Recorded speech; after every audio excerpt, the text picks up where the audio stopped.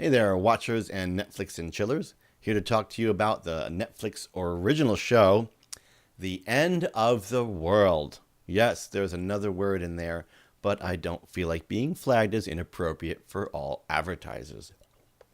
This show makes me very happy, and I was instantly sold on giving it a try because of Alex Lothar. That is the man to the left of the pretty young redhead, and he is in the show Black Mirror as Kenny in the episode Shut Up and Dance. This kid is a brilliant actor. In Shut Up and Dance, he plays a kid who's tortured by having been surveyed and filmed doing something very embarrassing.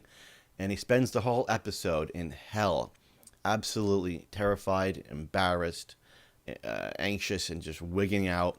And he really just projects that pain onto his face so well.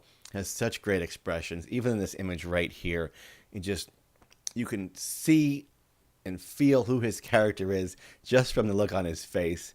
And I knew this show was going to be a winner if the script and whatnot were even remotely decent. I knew this kid was going to turn it into a winner.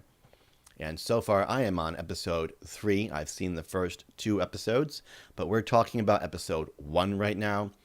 And Alex is in there with the girl to his right, Jessica Barden. She plays Alyssa. They are 2 troubled young people who live in broken families.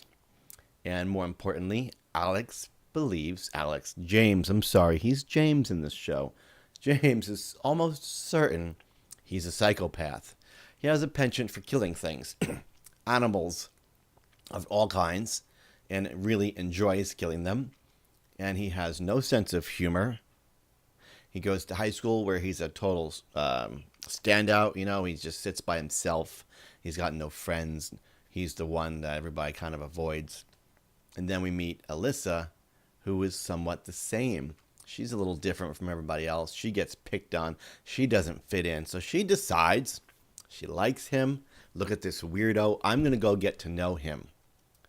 And of course, she ends up falling for him. On the other hand, he looks at her and decides, I would like to kill something more important, bigger, different than animals. I think I'd like to try killing a person. And he picks her.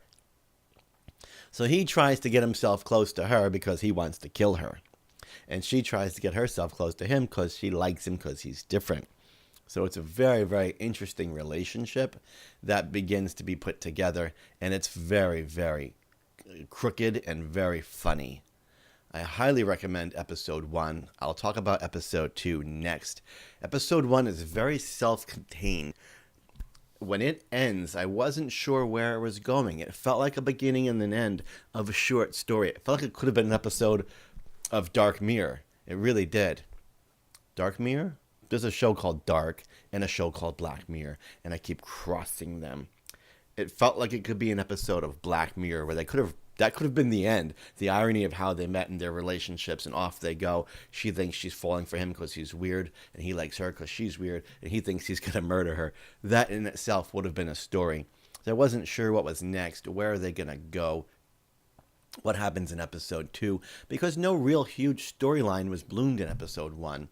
But fear not, episode 2 is also excellent, and we'll talk about that next. Let me know your thoughts on End of the World. And if you haven't watched it and you're looking for something different, I highly recommend giving this a try, even though I'm early in at this point, because episode 1 is a winner. Bye.